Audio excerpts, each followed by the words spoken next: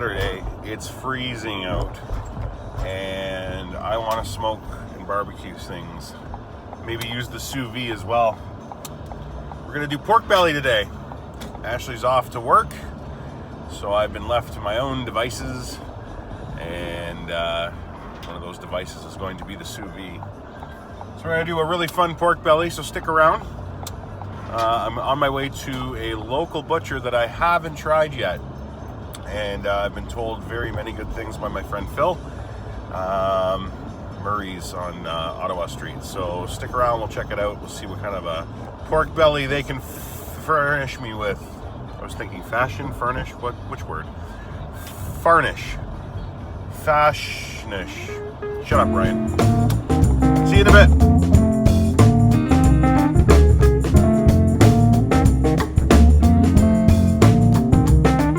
Pork belly, one of my favorite things to make, and it's a dish that is famous all over the world in all different concoctions and different flavors, different executions and methods and pork eating cultures. And how can you go wrong with bacon? It's just not cured bacon. We're gonna put the flavor in ourselves. So the rub's simple. It's you don't want to overpower this because it's packed with its own flavor. Once this thing hits the grill and is done in the sous vide first, of course, finished on the grill, it's going to be something that's just you're not gonna match this. It's going to be better than bacon. And that's a pretty bold statement for a bacon lover like me.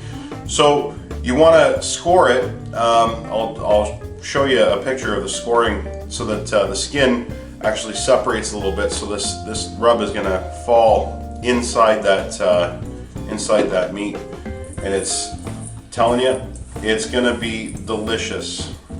Delicious. The rub we're using today is really similar to my rib rub, which is just consisting of smoked paprika, mustard powder, cayenne pepper, thyme, a little bit of cumin, brown sugar to give it that sweet, sticky finish on the fire, and salt and pepper just for the savory bits. The thing about the mustard powder is it's better when it's fresh. So if you got an old can in the cupboard, it's more than 6 months old or so, toss it out, grab some fresh stuff. It's pretty cheap. You can see it. You can see it's just bacon. It's the same style, same look as bacon, just a little more raw looking, but just as flavorful. Even though it's not cured like bacon, we're gonna make it something special. And you can see the scoring I was talking about here.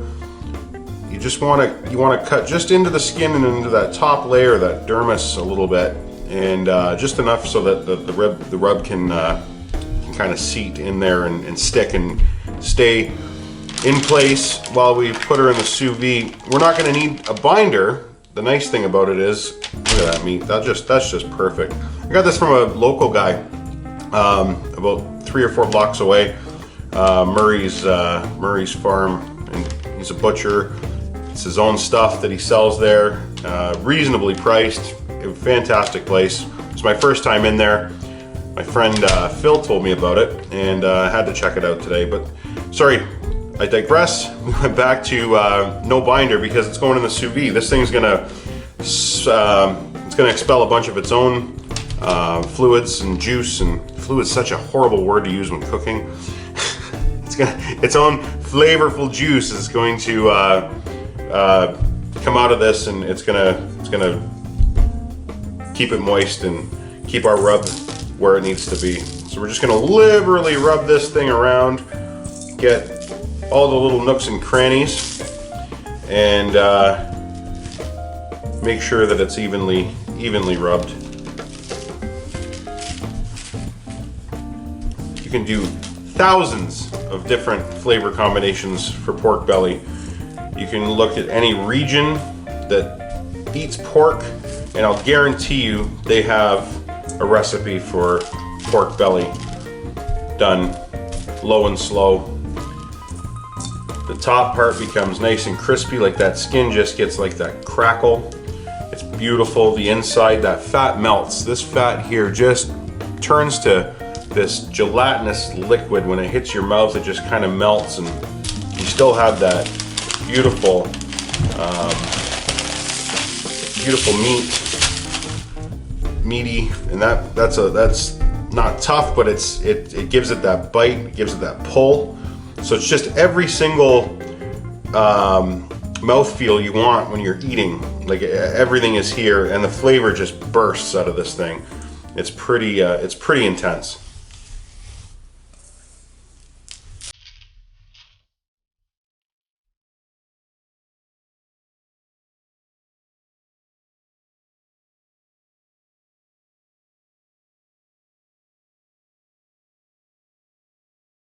So where are we with this pork belly? We've got texture down, which is sticky and crispy. We've got savory down with the spices and the salt. And we have sweet down with the brown sugar. The one thing we're missing is something to make it vibrant, make it pop. And that could either be a spicy pepper or something acidic. And I don't want to go spicy today, so I'm going to go acidic. And best way to do that, I think, is with a dipping sauce or a glaze, and it's going to be super simple because it's 2 ingredients that you buy in a store. And this is it, our super incredibly, terribly difficult glaze for our pork belly. 2 ingredients, easily found. It's probably in your fridge, both of them. Maybe not the horseradish one, but mustard and Diana sauce. If there's not a bottle of Diana sauce in your fridge, I don't know who you are. I'm using the horseradish one. You can use whatever you want. You want Dijon, you want regular, whatever flavor of mustard you like, go ahead. And then the gourmet honey garlic. Look at how smug she is with her gourmet. It's just regular honey garlic, Diana. Chill out. Half and half. Mix it together about half an hour before the pork comes off the grill. Just slather it on the scored skin side. Don't do the bottom. Just do the scored top. Leave it sitting up. Let it melt, let it get in there, let it kind of reduce down a bit, and then that way you'll have the bright acidic pop on the top, and then you'll have the sweet savory on the bottom, and it'll be a nice mix of flavors in your mouth.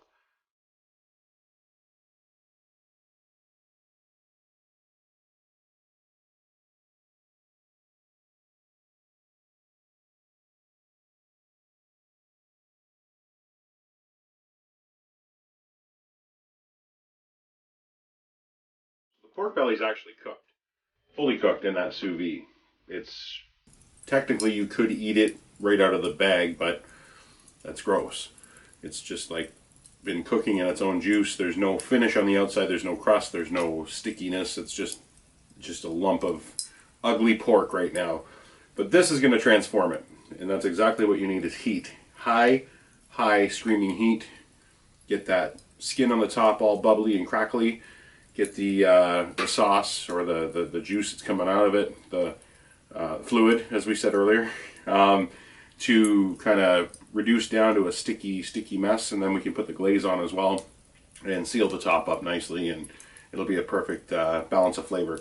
So we're going to throw it on this screaming hot grill and see what we end up with. Hopefully it's delicious. It's going to be delicious.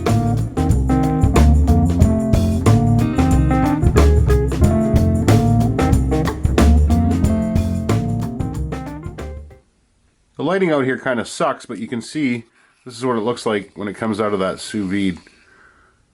Doesn't look that bad. I'd probably take a bite of that. It's just not crispy enough on the top for me yet. So let's fix it now.